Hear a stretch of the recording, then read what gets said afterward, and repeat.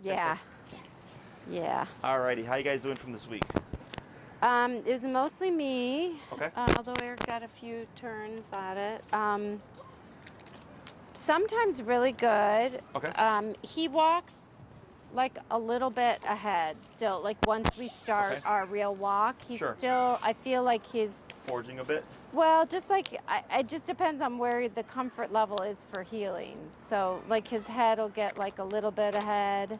And it's not that much where I feel, I hate to just keep constantly doing the buzzer, but I found if I'd slowed down, he would usually slow down and pull back.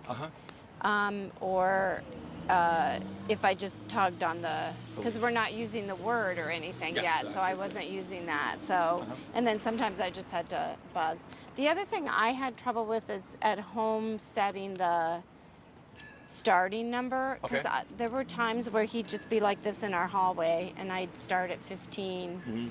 And I sometimes go up to like 35, and he still was just sitting there, like not reacting. I didn't see a lot on him, but then once we got out, when I did it, I noticed it. Then he would do it, but just like in our home environment, he didn't seem to react a whole lot to so like at 35, I would say you should be, if you have good contact, you should see. I should see something, right? So then I just keep going up. So what was our number last time when we were working with him? It was like 23, I think, is where we ended up. I think we went higher but came back or something. So, so one thing, and this actually happened with that dog as well, we just ended at 50 with that dog because for whatever reason we had poor contact. Okay. So, I call it troubleshooting, where it's like, okay, let's say his number was 25, like 90% of the time. But then all of a sudden you're tapping him and he's not feeling it. So then I go to 30, then 35, then 40, and I'm watching the neck and I don't see anything. I just keep going up, right? Especially if I know the collar is on. Let's say I hit 60, and at 60 you'll see a very subtle twitch. What we have is poor contact and or if the dog's really hot, just the body heat overriding the collar.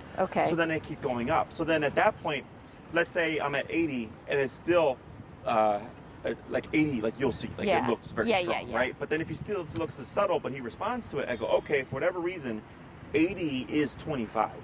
For him today. Exactly. The way the dog perceives it is the correct number. It's just higher than usual. Okay. Well, I don't know. Maybe I'm just missing the cues too. It could be that I'm just not.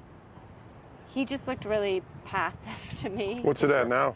Did you do it? No, I haven't done it yet. It's at 24 today, now, just right to reiterate. Yeah. But yeah, I just keep going up because if I don't get contact till 50, 60 or whatever, I know like the chances of the dog's not going to feel the full power because he would already feel something at a lower level. Right. Okay. Now, if you're at 20 and at 20 you already see he has contact and you keep going up, then I would expect the dog would feel the full power of 60 or whatever, that level. Okay. So what number are you currently set to? Right now it's at 24. Okay, so give a tap here. Oh, he definitely felt. So now lightly pull on your leash. There we go. And just hold right there and then relax. Very good. See what he does. So you see how obvious that was? Yeah. So if you're at 35 and you're like, that's why I was like, why is this? Because I've noticed outside he gives a big flinch usually. So then the next thing that I do is I hit the pager function on the front of the remote.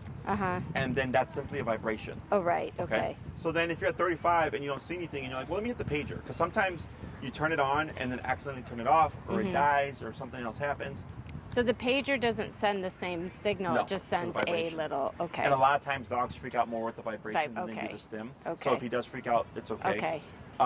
In time, because what can happen is a client will use the vibration and they'll see the dog respond, like, oh, they stopped being reactive. So then they use the vibration because they don't want to nick their dog. But then in time, the dog goes, it's just a vibration. Because it's a neutral, it's a flat sensation.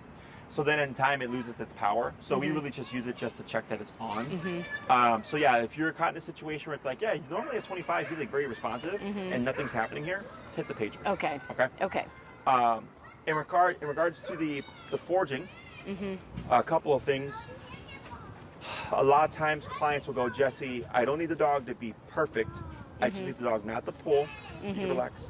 And I need the dog not to be reactive. Those are the two most common things I get. And I go, I understand that. But heal is not about how much or how little he's pulling. It's a very strict looking command. Okay. Okay. So what can happen is if he's passing even a little bit and he's not pulling, right, in his mind he's still breaking the boundary. Right. So then he thinks, well, if I can break the boundary, right, then I can bark at dogs. right, Okay. So we definitely want to tighten that up. Right. Now I agree, you don't want to have to always be buzzing him. right. So then if he's always passing you, what does that tell us? He's not paying attention. He's not paying attention. Why? I don't know. Am I Too low in walking the too collar. slow? Oh, too low in the So collar. too low in the collar. Okay. Yeah. Okay. When you're at the correct number, it should be like, wow, ever since I hit this number, Elvis has been the perfect dog. Okay. Okay. It's literally night and day. Okay. Well, Okay. maybe I just also wasn't buzzing it enough in those Yes. situations. So you also gave me a couple other Yeah. things where you're like, well, he was kind of here and that was Yeah, fine. yeah. But then like I would like pull on the leash or do Yeah. other things, right? And what's happening is you're giving warnings. Okay. Uh-huh. So then he goes, oh, I get warning, buzz. Okay. Okay. So then he thinks I'll ignore the first two. Okay. But then by the okay. third one, Got I'll it. learn to So listen. we got to go right to the buzz. Exactly. Okay. Got so, it. you guys familiar with the red light cameras? Yeah. They just go off. Yeah. There's Yeah. no warning. You're Right, getting right. a $100 ticket in the mail Right. within a week to 2 weeks. Right? Unfortunately, I am familiar with those. Yeah, me too. So it's the same thing for the dog. Yeah. Is when you give warnings, I tell clients like warnings will kill your dog because like let's say because people will warn for like everything. They'll warn Yeah. for like the obedience, they'll warn for behavior and everything. Yeah. Let's say he's off leash. Someone blows up a firework or whatever, it spooks him. He takes off. And he's used to warning buzz, right? He could be already near the street, and then I'm like, I need you to respond now. Now. But if he's like, but I get 2 warnings, now you have a delay, and now we have a problem, and now your dog may hit the street before the actual consequence would Right. kick in. Does that make sense? Yeah, it's a good analogy. And because the way we look at things is, one, we don't want to hurt our dog, right? You don't want to ruin the relationship and get all that stuff, right? Neither do I, because then I wouldn't have a career. But dogs resort to physicality, and he's giving you a good example. Almost always, right away, or the moment they feel they need to, it's instantaneous. Like this here was instantaneous. I told you about this, right? The Great Dane that bit me. So this was 10 stitches, okay, from a Great Dane. He's a friendly dog. He's a social dog. This literally happened within 4 hours of him coming into my facility. I did some training with him. It was for a boarding train. I went to load him into the kennel. Ironically, I just wanted to see if he was going to fit in the kennel because I hadn't had a dog that big yet. It was when I first started with my facility. And he freaked out because he had never been in the kennel before. Once I talked to the owners, I learned this information. And he went under the stress and feared for his life. So he's like, the only thing I can do is bite you. My hand was right there. Okay. So he resorted to that right away to protect himself. He still comes to daycare. He still comes to boarding. We've had no issue since. This was like 3-4 years ago, right? But right away, when he felt like I need to do something, he did. There was no warning. There was no conversation. It was just I feel like I need to bite you to stop this, and I'm going to do so. Make sense? So for the dog, you're essentially just biting him back, right? So the more instantaneous you are with biting him, the less likely he is to push the boundary, but then also much less likely that he's willing to gamble things. Right. Okay, like the reactivity type stuff. Okay. Yeah, that makes sense. Yeah. So otherwise, I can already see some changes. What are some things that you notice right now? Well, he's much more relaxed. Much more sitting here. relaxed. Yeah. Like, look at that. Yeah. Huh? He was shaking out when you went in Target. He was sitting there shaking. But here he seems much more Yeah. relaxed. Now, just so you're aware, you could possibly correct the shaking. Okay. Why do you think he was shaking out of Target but not here? Well, he's been here. It's more. He's familiar with it, so he's been here. What else? He also knows you. What else? What happened at Target? We were just standing outside. Oh, Eric went inside. Yeah, Yes. that's probably part of it too. Yes. Yeah, Separation there. Yeah, Okay. yeah. So, but here, like this is, so that's contextual for me, right? Because now we had a variable, we had another thing that put the dog under distress, right? Technically speaking, because he's going, dad, right? You could correct that because you're like, don't worry about him. Yeah, just do He's it. fine, right? I Now- didn't buzz while we were there. Correct, I just and had we him have not sit. covered that yet. Yeah. But technically speaking, because the shaking was in response to him leaving, I could correct it and say, there's no reason for you to be anxious that dad goes into the store. Okay. Okay. Now, is there a guarantee that it would actually settle him? No. But it is something you could say, like, you don't need to feel that way. And for me, it's another thing to challenge the dog emotionally, to teach him how to handle, again, these stresses of life. That makes sense. But this is much better, much more passive. Yeah. Earlier when you first arrived, he was a little bit stressed, Yeah. but he was sitting on his side, right? So he was in a passive sitting position, expelling some stress, and now I'm starting to see him kind of just resolve everything. Okay, so this is much better. Okay, questions on any of that stuff? Crazy how fast that is, huh? No, it was amazing. It's because we're talking to him physically. You know, it's counterintuitive to people in the way that we think and the way that we see physicality. But you know, when you are speaking to a dog in their language and the way they understand, things tend to progress fairly quickly. Okay. And I said Eric was out of town for a few days over the weekend, but I said to him, when I put on and off the collar, it's not like he's like, ooh, that thing, you know? I mean, he's like, oh, the collar, he sniffs it, he licks it, whatever. So, you know, I mean, I didn't feel like he was averse to it. Yeah, like he was associating it with anything bad in any way whatsoever. Every case is different, you know. In your case, I would have kind of assumed that he would have because of just like his anxious energy that we saw from before. No, he doesn't seem to care. I have another case The first several days we were doing the 15 minutes before we took him anywhere. I've been doing it almost every time. Okay, Nice. So I think that probably sometimes helps. I just leave it. He doesn't on associate it with. that helps as well. between He walks. doesn't if I know associate I'm it with take the him out in a zaps at couple all. hours, I sometimes have just left it on, turned it Good off, job. and left it on. Nice. Yeah, good. All that stuff helps. you Yeah. know.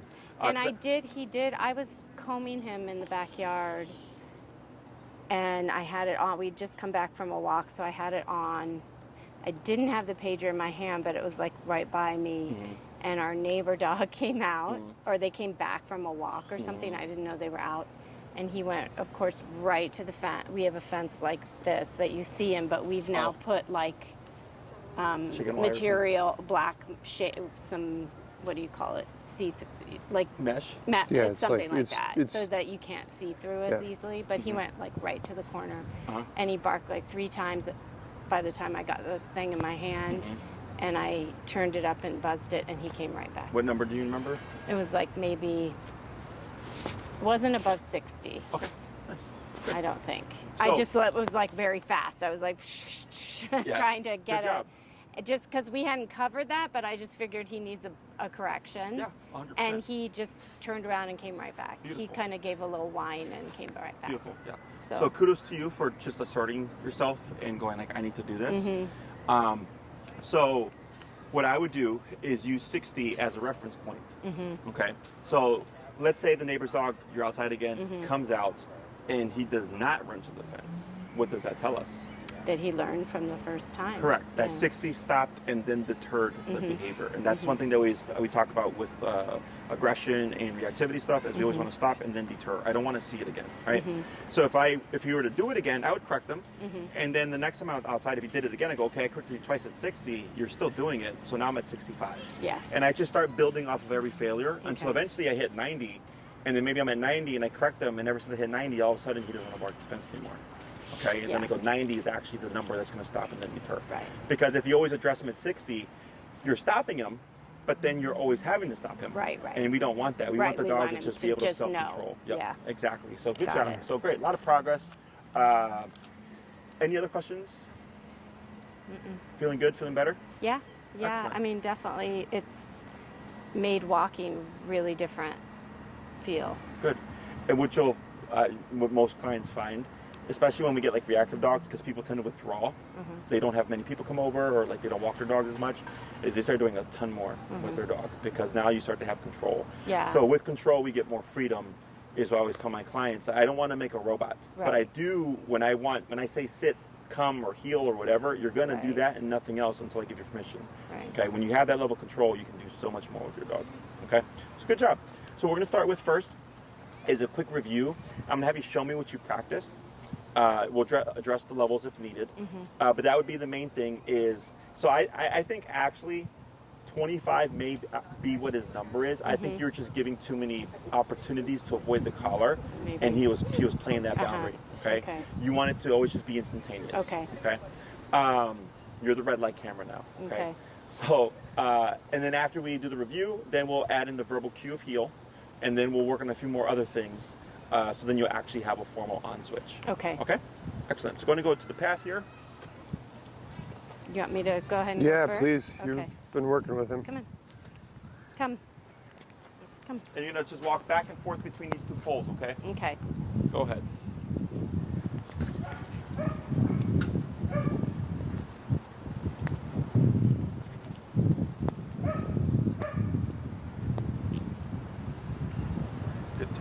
Yep. Good.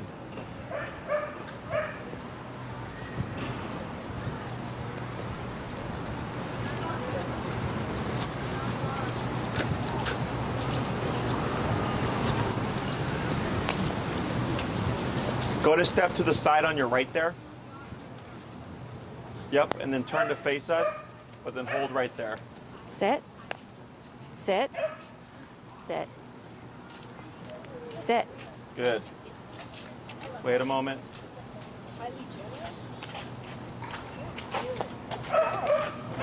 Going to come over? Oh, you're fine. Going to walk through? Yep, good job. Good. Keep forward.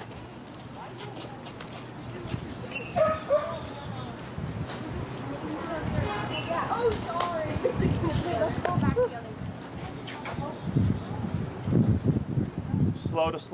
Slow turn. Good turn, yep. Go to pick up your pace. Excellent. Going to slow again. And slow. And stop. Perfect. Let's go to swap handlers. Did you tap him when he was over by the dog? I just didn't see when the dog came by. No, I tapped him when he went over to that guy. No, I didn't Oh. have to tap him at the guy. At the dog? Oh, here. Thanks. And just same thing, okay? Yep. Let's go.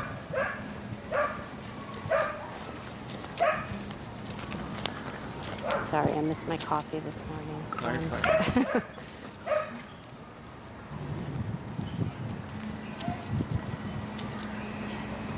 Good. I used to not drink coffee, and my girlfriend got me to drink coffee. So now I have like a little Nespresso machine. Oh, yeah, in we the do morning. that in the morning. I just somehow missed it. Good. And You're I fine. feel it this time of day. Yeah. I had that bulletproof. It actually made a big difference. Good. And slow. And stop. Excellent. Good job. Yeah, I actually feel like his number probably is 25 That's what we're at right for now. the most part, maybe 28-ish. So this week when you do your walks again, just tighten up on everything. And if he's still foraging, then that tells me Okay. probably he's just more comfortable because he's in his home area, so he's not taking it as seriously or whatever. So then you would still bump I it mean, up it's higher. not a lot. I just, like, he was better today, but his head would get, like, you know, I think of heel is, like, where just his head is right at your leg, right? So visual is, so stand next to Elvis here, take one step back, is right shoulder parallel with left leg. So a Okay. little bit more back, like right Okay. there. That would be like the perfect heel Okay. position. So Okay? So his he was nose maybe- is out in front a little bit. His no- yes. yeah, he But- was maybe, like, I felt been like pretty his good, though. legs were a little in front of me always, just like a little, which, you know, his pattern our previous walking pattern is he was always, In the he head? wasn't so much pulling. I mean, I think we got sort of past the pulling, but he's just a very fast walker and he would charge ahead. Sure. And no matter how fast we walk, You got a dog. I in always here. felt like he was Yep. faster. So watch, wait a moment. Yep, good. Sit. Good. Good. Yeah. So regardless, like, don't feel like you have to match his pace because that's what a lot of people Right. do. The dog matches your pace. Right. We do nothing to accommodate the dog. The dog is everything to accommodate us. Okay. Which sounds mean, but the stricter you are with these things, the better he is. Right. Because he's like, okay, you're not even giving me an inch. Let's go. Right, right. Because you understand, like, oh, I'm going to walk your pace because, you know, Right, I right, don't want to, like, deprive you of, like, how much distance you can cover. The dog doesn't know that, okay? So, but otherwise, everything looked really good. Good Good. job. I could still Good see job. with his tail a bit where he's getting a bit tense with dogs and passing, but he's keeping himself in check. I'm not seeing much escalation beyond that. He's like at a 1, maybe 2.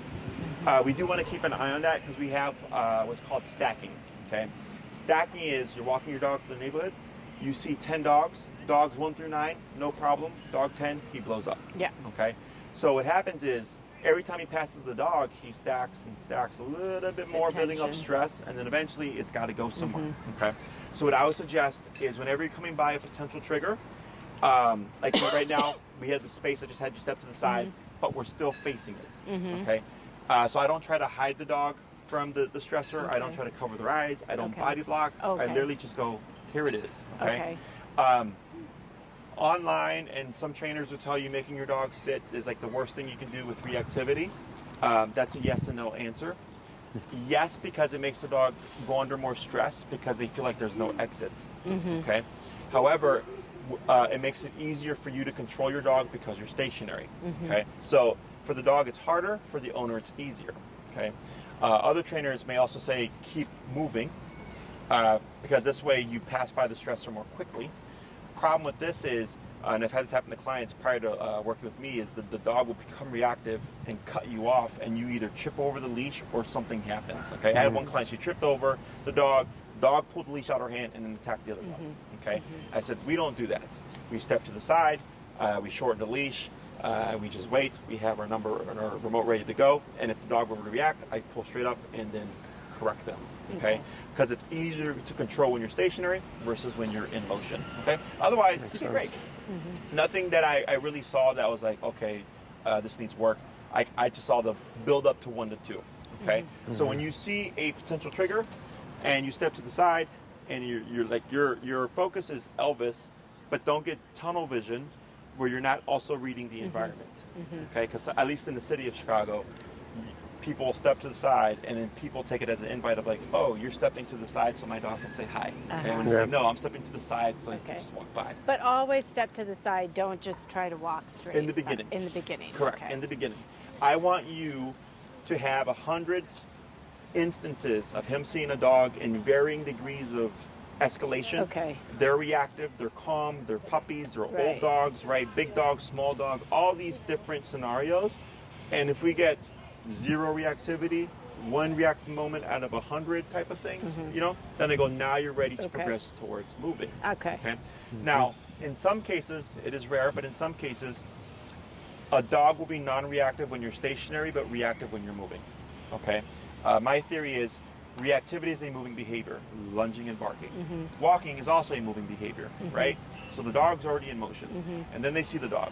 And it's very easy to go from walking to that lunging and barking than it is when we're passive and waiting. Okay, so once you feel like you're ready to walk past the dog, you want to use space to your advantage. So since he's to our left, if I'm on a sidewalk and it's person, dog, dog, person, that would probably be a poor scenario to try to walk past that dog, right? Because we have them right next to each other. So in that case, that is the exception to heal. Obedience is black and white. Life is not black and white. Because I go, okay, I need to walk past this. I don't have space to step aside or whatever. So I can move the dog to my right because I am doing it. Okay, I just don't want the dog to do it on their own. So as I see it, I already bring them over, and it's easiest from behind as opposed to from the front. So I can keep moving, pull the dog over, pass by the stimuli, bring the dog back. Okay. The other thing I can do is just directly cut in front of them. And if you do it early enough and you just stick to it, a lot of people just psychologically, they just give the space and they'll cross over. So now I got dog, person, person, dog. Does that make sense? So you're just kind of either commanding space or using what you have available to you to just take off that pressure. Okay, but definitely if it's dog walking past dog, let's say he's fine, but the other dog's reactive. And they react at the last moment, you know, then we have a potential problem there. So in our neighbor, you know, we have lots of room to move around. So what we've typically done is, or what I do, I think you do it too, is cross the street. Like oftentimes if we see someone coming, we'll just cross the street and go on the other side if there's no. So is that good? But then we're always still moving though. Would it be better just to not cross, but just pull over into the... In my opinion, yes. Okay. In the situations where you're like, this person's not controlling their dog or something like that, feel free to cross the street. Okay. Always. But in normal situations where you just don't want them to walk right next to each other, we're better off just moving to the side and having them sit. Along the path. Okay. The reason why we do this... Eric? I got him. Okay. The reason why we do this is I want him to see, I can see dogs can be in the world, and everything is fine. Okay. And if I'm reactive, there's a consequence. If that dog is reactive, I'm still not allowed to be reactive. There's still consequence. Because he's anticipating something may happen, right? And it's that anticipation that's creating the problem. So even if the other dog is reactive, if he became reactive back, I understand why, right? Because that dog's putting out threat, but he's still not allowed to. So for me growing up, I was raised as, if I'm being bullied or they're calling me names, ignore them. And if things escalated, tell an authority, tell a teacher, whatever. Right. And if things got really bad, defend yourself. Right? I look at it the same way. Okay. If an off-leash dog came over and ran to you and caught you off guard and he attacked that dog, I would not hold him liable. I was like, that dog was off-leash, he's protecting you and himself. Right. Okay. Otherwise, if he's on the leash and the situation is under control, you don't need to be reactive because I am here. Make We're sense? in charge, yeah. Yes, there's still. I only expect the dog to do so much within reason. Okay, because I have had it happen to clients, unfortunately, where an off-leash dog charges them, their dog is fine. They do their best to try to alleviate the situation, and then there's a dog fight. And I go, in my opinion, I'm like, your dog was just protecting itself. Yeah. That dog was off leash. That owner had no control. It sucks that happened. I'm sorry, but I don't fault you or your dog. Okay, so. Is that all making sense? Yeah. Very good. Yeah. But yeah, and if you're in a situation where it's like, this looks kind of dicey, use your better judgment, cross the street. That's always the safest. Off-leash dogs, of course. And also, I'm not sure how it is by you guys, but like earlier, it happened to my previous client. There was, they actually just ran right past, these two kids with their dog off-leash. And I saw it off-leash over there, and I was facing this way, and all of a sudden, I heard dog tags get close, and I turned around, and it was right behind me, and I stepped and I spooked it, and it turned around and ran back to them. Okay, is if you come across an off-leash dog, our instinct typically is to move away, flight response. I don't. I actually move towards and I yell. Oh, to try to get it to Yes, move. Yeah. because even if they're being social, I've had this happen to dogs that are even coming at me as if they're being aggressive. They're not anticipating you're going to meet them with confrontation. So what happens is you catch them off guard 98% of the time, and they'll at least stop, if not turn around. Okay. So if you stop them, I wait. If they come closer, hey, right? They'll stop again. Okay. You'll see them kind of read the situation, and then one more time, and usually by then they go, okay, you're weird. You're being confrontational. I'm just trying to say hi. Yeah. I'm going to turn around, right? Okay. If they're actually being defensive, it's funny because they're more likely to turn because they're not expecting their confrontation to be met with confrontation. Right. Okay. And I've had this happen with the Mastiff, had this happen with the German Shepherd, I've had this happen with the Rottie. When I was in Texas, everybody had yards and kept their dogs outside without fences. So I used to walk my dogs, and at the time I had 5 dogs, and I was getting charged by off-leash dogs all the time.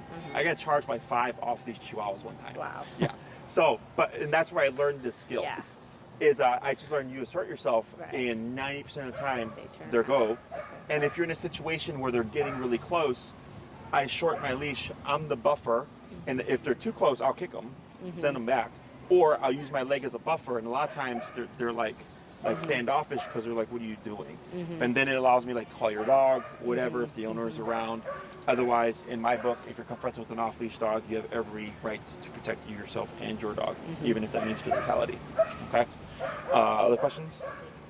Good. Otherwise, everything looked great. Good job, guys. So what we're going to do now is we're going to add the verbal cue of heel.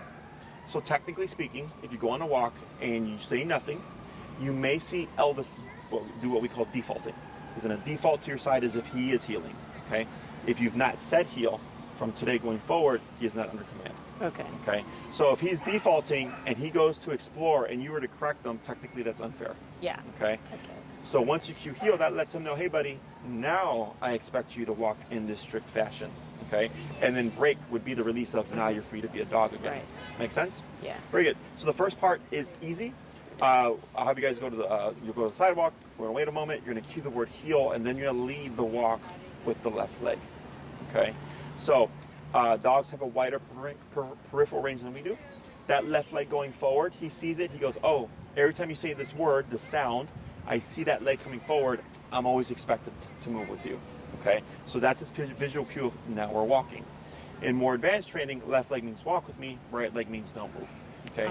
It sounds super fancy, but it's literally just being consistent with each leg movement. Okay. So if you were to say stay, and lead with the left leg, I would expect the dog to walk with you because he's reading the body language. He does not understand what these words mean. He just associates what to do in response when he hears them, okay? So if you do the wrong body language cue to the wrong verbal cue, the dog will almost always listen to the body language cue. Okay. Because that's natural, they understand that, okay? Whereas words, they do not. Okay. So when we come to a stop, it is also expected that Elvis automatically sit, okay? We didn't cover this last class, We correct? didn't. Okay, so if he sits on his own, great. You can give a little bit of praise. Good boy. Wait a moment. Heel, left leg forward. If he does not sit, what we're going to do is we're going to put light pressure up on the leash and tap slowly on the collar to see if we can create the sitting motion, okay? If he looks confused or is not getting the concept, I'll coach you through it. But you would take your right hand, grab the leash with the remote, pull up, tap slowly, press down on the hindquarters to create the sitting motion. Once he sits, we stop, a little bit of praise. If he gets up, down, tap to reinforce, heel, left leg, repeat. Okay? Questions? Nope. All right. I'll do my best. He doesn't like All to right. sit, so it's No going to worries. be it's going to be interesting. I'll coach you through it. So go ahead and bring us to the path. Okay. Now here, yep, come to a stop. Now lightly pull up on your leash here. More, so that you put neck pressure, and then tap on the collar and do like that. Up. And then tap. Yeah, so pull a little bit up, a little bit more. Now tap. Wait a moment. Go down to 18. Yeah, that was pretty dramatic.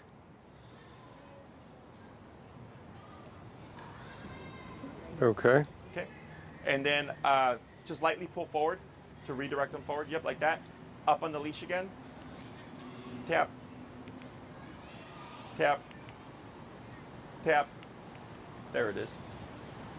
Now here, take the remote off your neck. Yep. Hold the remote in your right hand. Okay. And then, there we go. Go ahead and praise that for now. He eventually sat. We'll Good take boy. it. Okay. Now here, you're going to cue the word heel, lead left leg. Okay. Does he need to be facing me? Not yet. No, it's fine. All right. I'm going to ignore this for now. Okay. Okay. Heel, Heel. left leg. Good. Tap. There he goes. Good.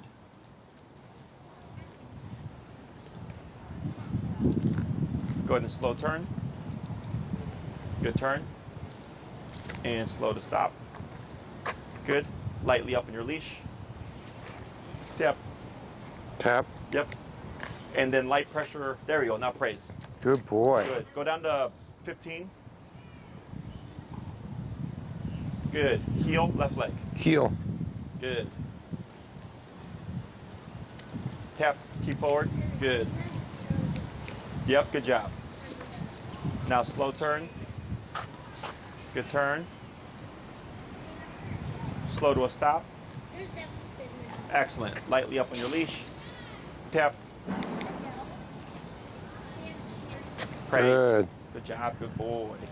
Good. Slack. Give the slack back. Excellent. Heel, left leg. Heel. Good. It was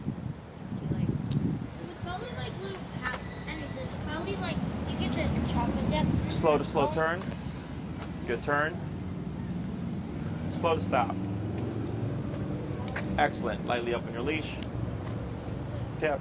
There he goes. Praise. Oh, good boy. Attaboy. We're going to do one more. Heel, left leg. Heel.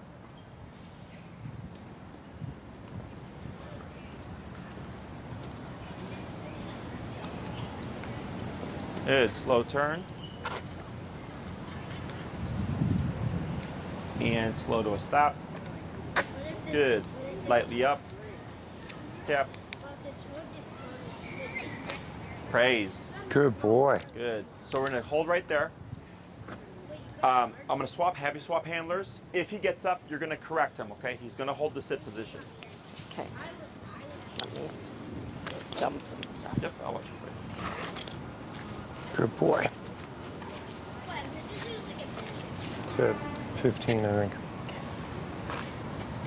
Yep, so up on your leash. Tap, Sit. Sit. tap.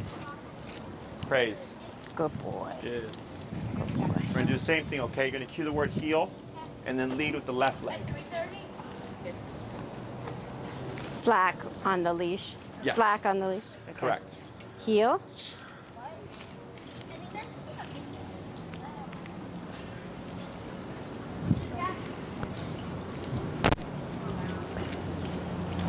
Slow to slow turn. Yeah, you go in the dirt. Good turn.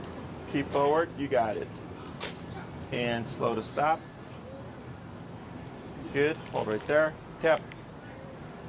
Tap. Praise. Good boy. I don't care that he slides back. Oh, Once it's he okay? gets it, yeah. Once he Okay. gets it, he'll Okay. stop doing that. Okay? Okay. Heel, left leg. Heel. Good. Arm down, nice and relaxed. There you go. Slow turn. Good turn. Good. And slow to stop. Very good. Tap. Heel. I mean, Tap. sit. Elvis, So sit. no sit, just tap. Oh, just tap. Yep, tap. Praise. Good And I'll boy. explain afterwards, okay? Good boy. 3 more. Heel. Heel. Good. And relax arm. Good.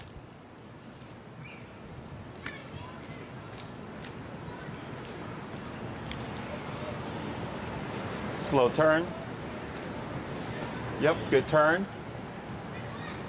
Good. And slow to stop. Good. Tap. Tap. Tap. Go ahead and bump it. Go to 18. Tap. Tap. Tap. It's okay. 21. Tap. Tap. Tap. Almost. Tap. Now anchor your. There you go. That's fine. Step towards them. Lightly up on your leash again. Tap. Tap. Tap. 25. Tap. Tap. Tap. It's okay. Hold right there. Wait a moment. Good. Relax your arm. Light pressure on the butt to push down. So, almost. Relax. Right there. Praise. Good boy. Okay. Good job. I'm going to Good have you do boy. one more and then we'll give him a break. Wow. And I'll explain that. That once was we're done. very resistant. Okay. Yes. Heel. Good job. I think the only place we ever used it is in the warm room. Good. You got it. Good job. Good. You got it. You're okay. And then slow. And stop. Good. Good Praise. boy. Good boy. Go ahead and say break. Bring him to the side. Break. Break. Very resistant.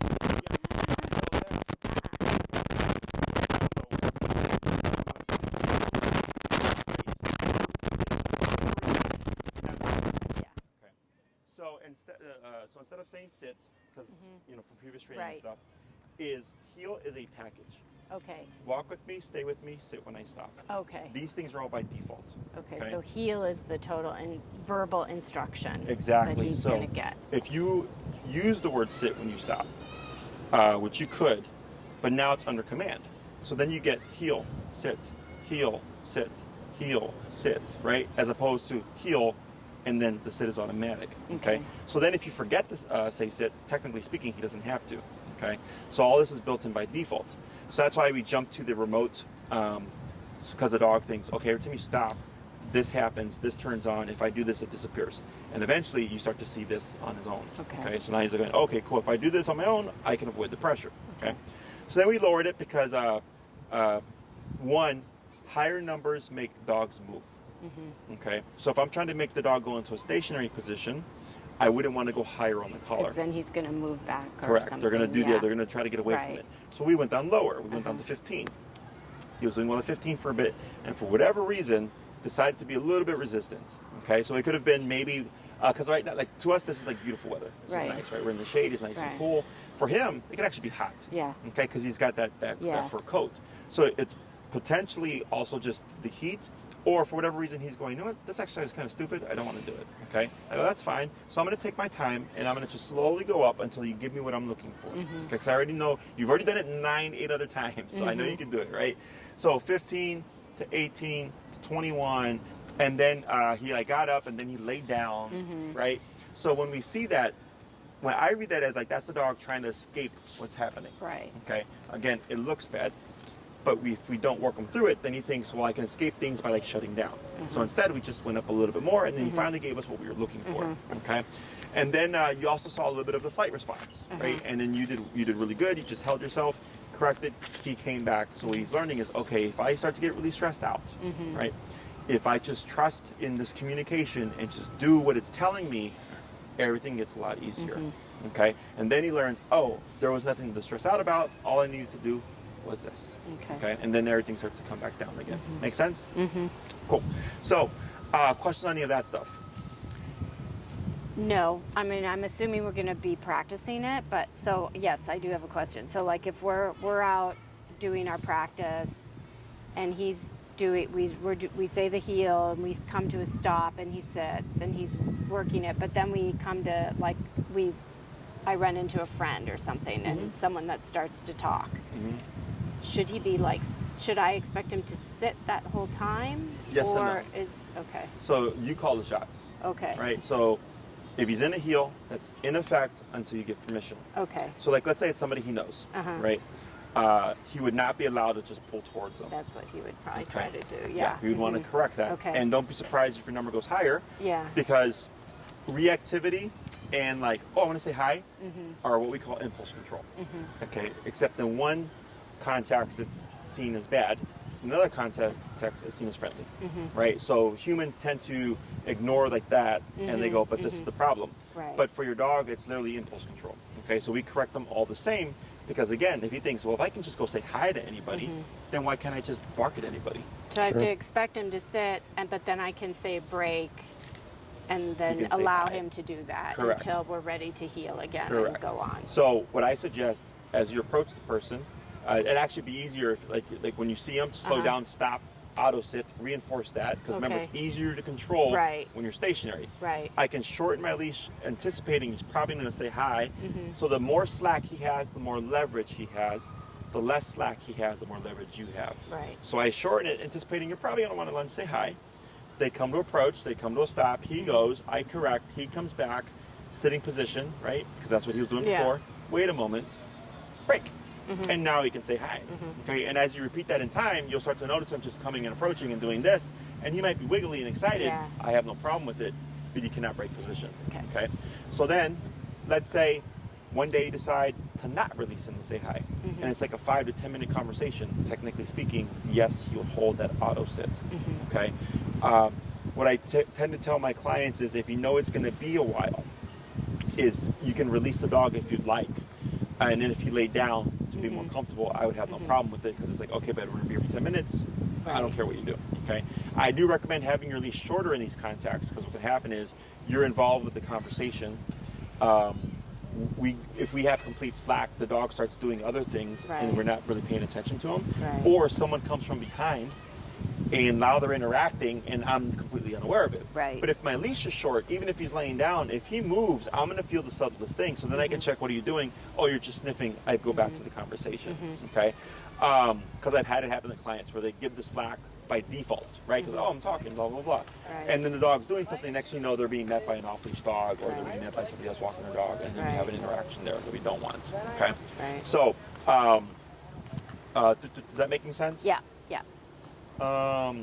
Yeah, whenever we release the dog from heel to do something, I always suggest from a stationary position. So if you're walking and yep,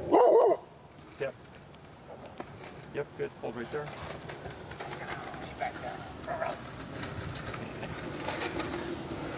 Speed back down. Very good. What's your number? 25. 25. I didn't turn it up. Yeah, 2 taps and he moved to the side. He moved away, so that was good. We don't want to be walking. Let's say you're walking to the park, you're mid-heel, and as you approach the grass, you say break, okay?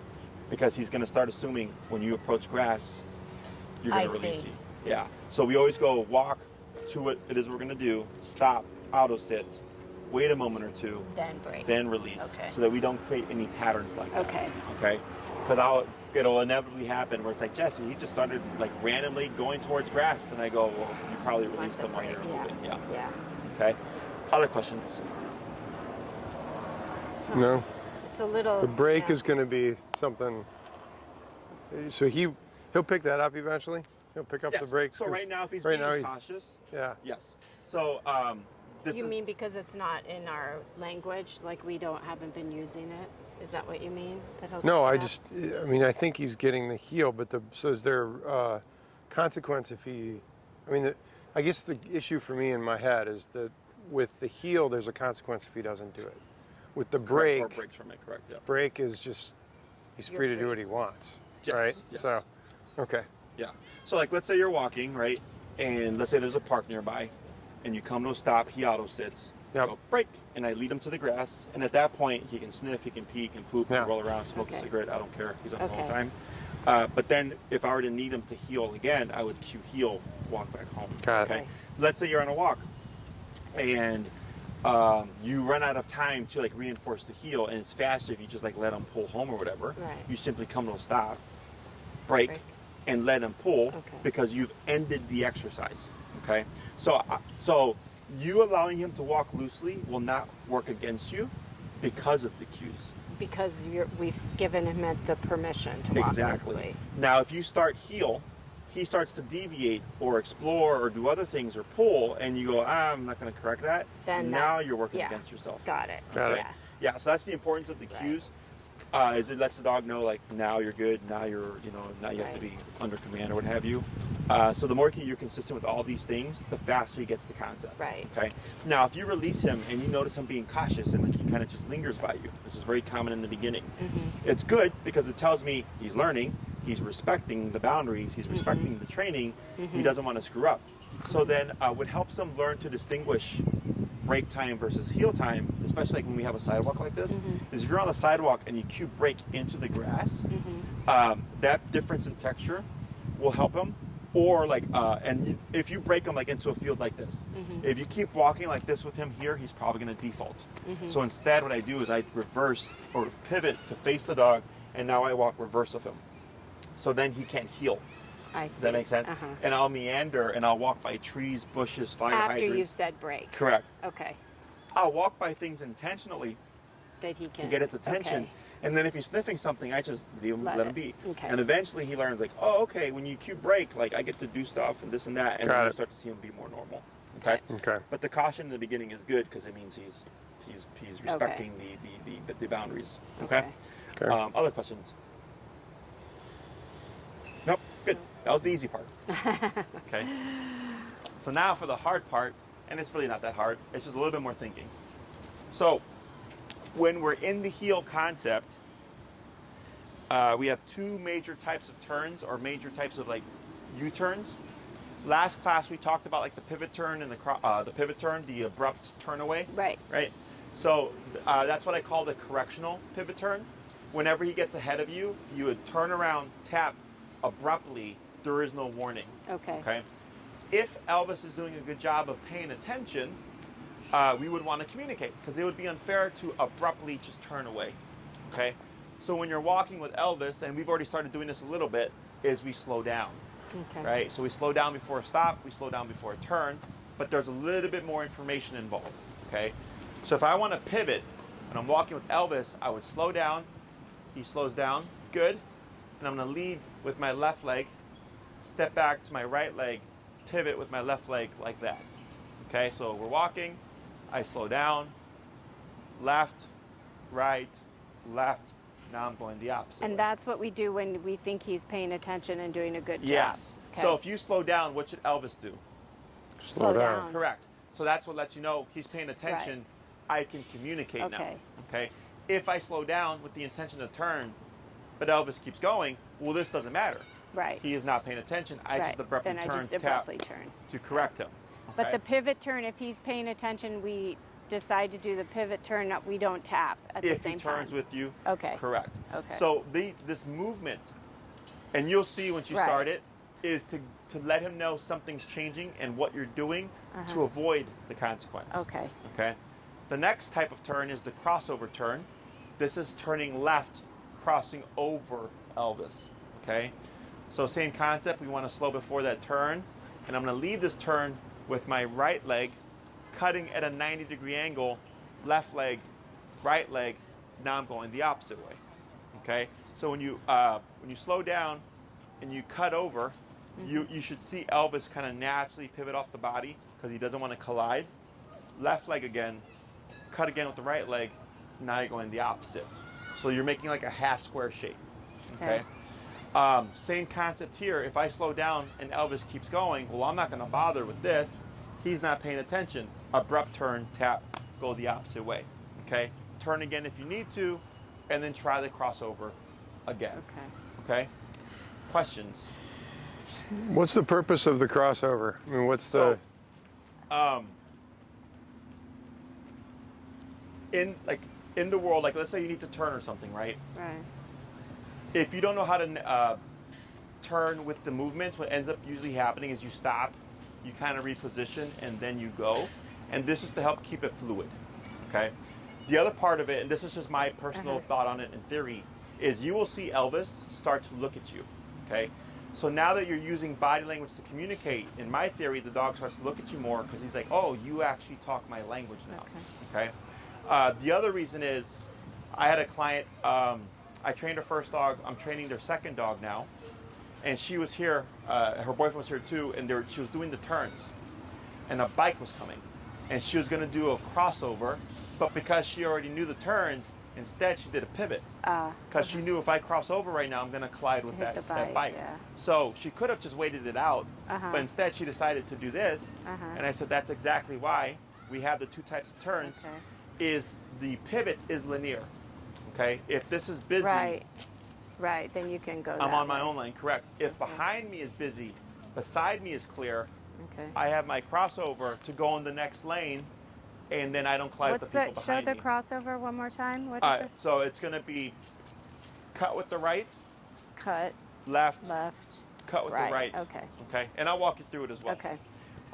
But these are like when you're out in the world, and here it's busier, obviously, but here, you want to take them? it's just more communication between you and the dog, and it helps make the heel more fluid, so it doesn't become like choppy and or awkward. Okay, very good. So I'll have you bring them back over to the path here. We're going to try your dancing skills. Kathy can attest they're not very good. Neither are mine. Alrighty. So here you're going to cue the word heel, lead with the left leg, and we're going to start first with the pivot turns. Okay? Pivots are... forward left, back right. So go move forward left, back on right. Sorry? Turn back on right. This now way? forward left, like that. Yeah. That's a pivot. Okay. Gotcha. Very good. Okay. Heel, left leg. Elvis, heel. Good. Pull left tap. Good. Keep forward tap. Good. Slow when you're ready. Pivot when you're ready. Left. Right. Left. There you go. Good job. 4 more.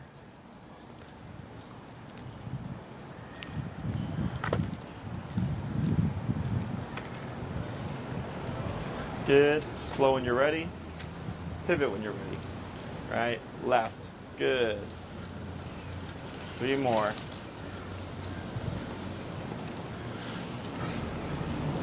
Slow when you're ready. Right. Left. Good. 2 more.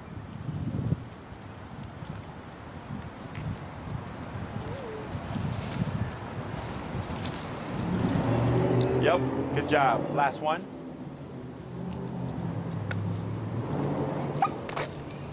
Keep forward tap. Keep forward tap.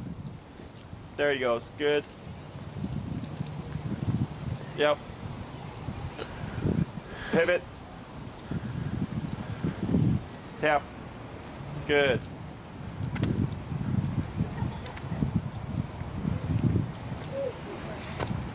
And slow. And stop. Excellent. Good. Praise. Good boy. Good. So now you're going to try the crossovers, right?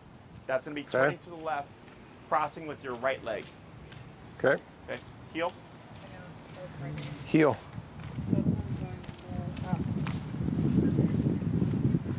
Slow. Right, left, right. Perfect. Good job. 4 more.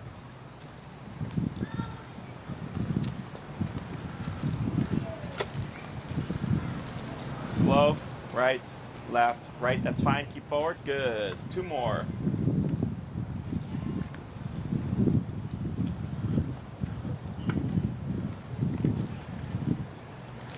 Yep, left, right. Good. Keep forward. Good.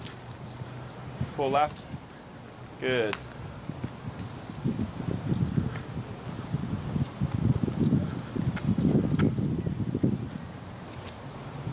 Good. 1 more.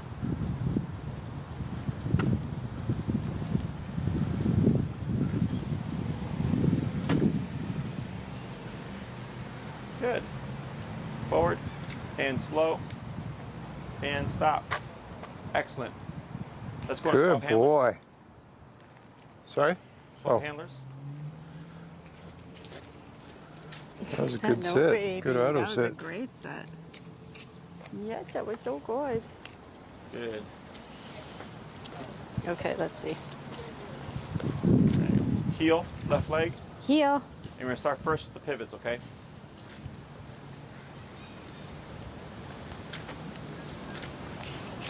Slow when you're ready, pivot when you're ready. Yep. Perfect. 4 more.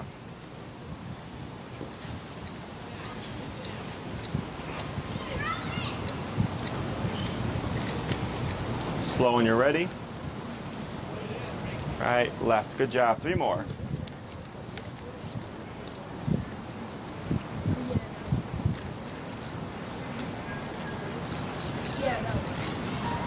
Slow when you're ready. Excellent. 2 more.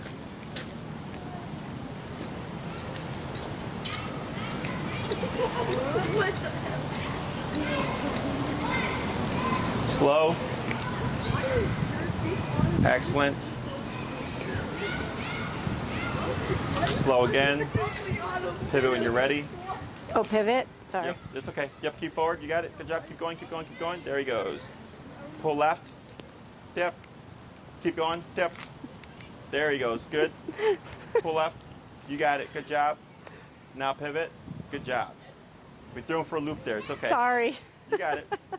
Now slow again. And now you'll stop. Excellent. Lightly up on your leash. And relax. Good boy. So, Good boy. if that Okay. happens, right? Sorry. No, it was good. The main thing is recovery. Uh-huh. We're tempted when everything goes off to stop or Yeah. reset. Just keep and going. I just keep it going. Okay. Okay. Because life won't always let you stop Right. and reset. So it's good Right. to learn these skills because Okay. nothing's happening right now. Right? Right. So then if shit does happen, you're Yeah. like, okay, I've done this before. Yeah. And you'll do it, okay? Okay. So good job. So now we're gonna do the crossover. Uh-huh. Turning left, right, half square shape. Right. Okay? Okay. Heel. Heel. You have a stroller coming up, so you know. Okay.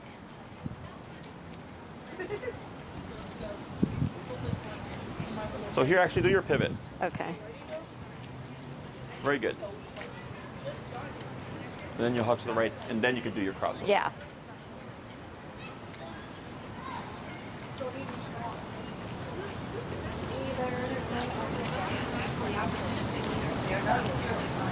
So you went the opposite way. Oh, I went the wrong way? Yes. So Shoot. you crossed over. But you Yeah, crossed yeah, over to the I left, got yeah. it. I need to go to the left. So hug Okay. to your right. Walk Okay. slow, but keep forward. Walk slow, keep forward. Sorry. Sorry. Was that right? Yes, that was right. Okay. That's why I was like, walk slow, keep forward. Oh, so they okay. would Oh, pass sorry. you. Yeah, it's Okay, sorry. You're good. It's a lot to think about in the beginning. Now slow. Right, left, right. Perfect. 3 more. I think Elvis is doing better than we are at I this. think so. He's more coordinated. Wait, his name is Elvis, right? Yeah, that's right. Yep.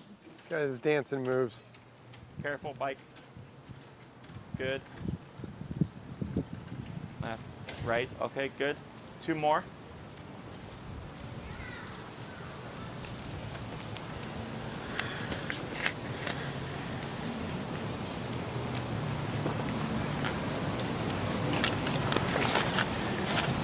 Good, slow. Right, left, right. Very good. Last one. Yeah, here, keep forward. Keep forward. Tap. Keep forward. Good. Turn when you're ready. Good. Keep forward. And slow walk. Slower. Walk towards me. And stop. Yep. Excellent. Very Good boy. So, a few notes here. One is when you notice a dog, I would suggest checking in on Elvis. Oh, Did you see what happened there? I didn't look at him at all. I saw the dog come by. And I think you moved him over to that side, right? I tried moving. I could see they were walking on this side, so I was trying to walk you on gave the some other space. side. That was good. But his hackle started going up. Oh, did And it? his Oh, I tail didn't started see elevating. that. Oh, okay. Yeah. Which is funny because earlier, like when we're stationary, he's He was more fine. passive. Yeah. And this goes back to what I was saying earlier. I was Right. like, the movement, for whatever reason, just help. Like they just escalate a little bit Right, more. okay. Yeah. So if you're in a situation where that like you have to and all that stuff, and I understand, like I think you're getting caught up with all the turns Yeah. and everything, is just checking in. How are you doing? Right. So if you see him escalating, you can tap, keep your movement because you're like, don't worry about that. Worry about me. Okay. Okay. So that was good. There was a point where like I think it was a lady with the stroller, and I was like, well, if we wait her out, it's going to take too long. So instead I Right. said pivot. Yeah. So you go back. Yeah, the other yeah. way, right. So that's like kind of like a realistic example Right. of when we would use the opposite turn. Right. There was, I think it was a third turn that you had to kind of bump into him a bit. Do you know why? Did I not show? No, well you did the enough? correct Oh. leg, but instead of cutting at a 90, you cut at a 45. Oh, okay. So- So he kind of kept going forward. Yes, Got it's not it. as sharp, it's Yeah. not as Okay. pronounced and So obvious. it needs to be a real cut like Yes. that. Okay. Boom, here it is, right? Okay. Now, in time, like in the beginning, it's kind of awkward because you're like having to exaggerate the Right. movements. But once you get used to it, it's just, it'll be normal. You're just very pronounced with those steps. So I'm trying to think how we incorporate this in our regular walks. Yes. If we're like walking around the neighborhood and we're going to take a left, then I would, if he's paying attention and I don't feel like I need to do a corrective turn, then I would do like a crossover turn Yes, probably. and you would always slow down first. Okay. Okay. So what I suggest in the beginning, because this is unnatural to us, Mm-hmm. right, is at the start of your walk, after the potty break, do 5 heel to stops, reinforce the auto sits, 5 heel to pivot turns, and also 5 heel to crossover turns. Okay. So kind of like what we did right now. We did Right, 5, 5, just and back 5. and forth. Right? Okay. And then the walk starts. Okay. Okay. Lightly pull up here, give a tap, Oh.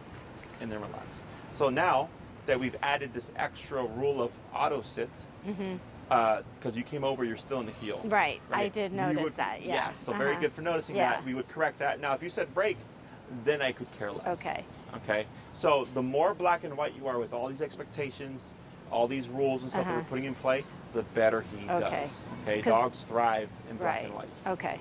Question? No, I was just going to say normally, like if you were some friend, then I would have said break. Correct. Yes. But you didn't say to say break, so I didn't say break. Exactly. So he's still technically Okay, in a in command. a heel, okay. Now, if you said break now, Okay. then he's in break. Okay. Okay. Which Break. you're welcome to. Yeah. There you Break. go. So now we don't care what he does. Yeah. So is this all making sense? Yes. Yeah. Okay. So I know it seems like a lot, but once you get it down, it's like for me, if I try to do a turn incorrectly, like it's like my brain, like it's like a computer with water on it, like it just starts throwing the electric shock out. So yeah, the 5, 5, and 5 is so that because on an actual turn you wouldn't turn that much, right? It's just to get the muscle memory down, and then once you got it, you've internalized it. No need to do that anymore. Simply apply them when you need them. If you're doing just a regular soft left, you would cross with the right and then just keep straight. Okay. If you're doing a soft right, you have 2 options. Some clients like to kind of just do the kind of same crossover except you're crossing away from the dog. Other clients like to do the step forward and then step to the right like this. I see. Everybody has their own Okay. preference. But the important thing I think to take from this is that we want to signal to him using our legs Yes. the directions that we're going instead of like, I mean, I know, and I think you do too, we kind of tend to use the Cool. leash Yeah. a little more like, okay, we're going left. Yes. Right. You So know, the problem and with that is tension creates more tension, right? So if it's constantly this, Yeah, this, yeah, this, yeah. and next you know you're doing this again. Right. And now we're bringing back the reactivity, right? And that's why, like, when I see your arm going up, I always tell you to relax. Yeah. To make you aware, because your dog is always learning. So, like, let's say you finish the program, everything's doing great with Elvis, but then you just, like, little by little, subconsciously start going back to these old habits. Guess what he's going to do? He's going to go back to old habits too, because he's going, oh, now this is what we're doing. So it's always changing, or not always changing, they're always changing according to what you're giving them. So if you're very consistent with all these rules and the things that we're doing and the way we're handling the leash and all that stuff and the communication, you're going to get your progress and then you're going to keep your progress. Okay? But the moment we start not communicating or start using different means of communication that actually build tension, next thing you know, we have a reactive dog again. Okay? So I want you, when you walk with Elvis, to feel like you're like walking with nothing at all. Yeah. It's just like he's at your hip, he turns when you turn, like he's following your lead, you stop, he auto sits. So now if there's tension on the leash, if I'm walking with Elvis, right, and I feel this, what does this tell me? He's not walking with me. He's pulling, he's sniffing, he's doing something. Yeah. If he's lagging, he's stopping, Right. he's trying to poop, whatever, right? So now the leash is communication both ways. Yeah. It tells you that he's doing something maybe that he shouldn't, and or you're telling him like, hey bud, wrong side, left side, right? So a little bit of communication here and there is fine, but if you're using it to turn him, you're using it to slow him down, next thing you know, you're using that less, you're using that more, reactivity comes back. Okay. Okay. So does that all make sense? Yep. Perfect. So your homework for this week, start using the word heel. So you have the on switch and you have the off switch. If like you're going, for a walk with Elvis, and let's say he's been great. Okay, all the walks are awesome. He's doing really, really well. And you decide, you know what, Elvis, I'm going to give you 20 minutes to just like walk and be a dog and sniff as we walk. I don't care. Because that's one walk out of many walks. But when every walk is like that, where he's doing what he wants and sniffs what he wants and pees on what he wants, then he starts to become, I do what I want. Right. Okay. So these like kind of rewarding walks aren't necessary. They're more for the owner to feel good that they're allowing their dog to have this activity. The dog doesn't recognize it that way. Okay. But if you'd like to, I have no problem with it because heel was not said. Right. It's like, okay, but this walk's for you. Have at it. Okay. But then if he's pulling and stuff, can't get mad at him because he's not in your command. So in a regular, like if we're doing like 3 or 4 walks a day, and we want in each of those walks to have some practice time, we find our training number, we start out, we give him. What I've been doing is letting him go until like if I know it's like a poop walk, I let him go till he poops, and then. I mean, I've been saying, okay, let's walk or let's go, but now I'm going to say heel, and then we're working. Okay. And as long as you're following that 80-20 rule, right? Yeah. 80% work to 20% play. So if you do 4 30-minute walks a day, right, then 80% of those would be in the heel, 20% would be free. Right. And then if every now and then you want to give them a walk where it's just like, hey, this is just for you. Right. I don't care. But as long as, again, a majority of the walks are structure, and then every now and then he's rewarded with a non-structure walk. Like we take him to the forest preserve, but I purposely didn't take him while you were gone because I thought I don't want to be doing this.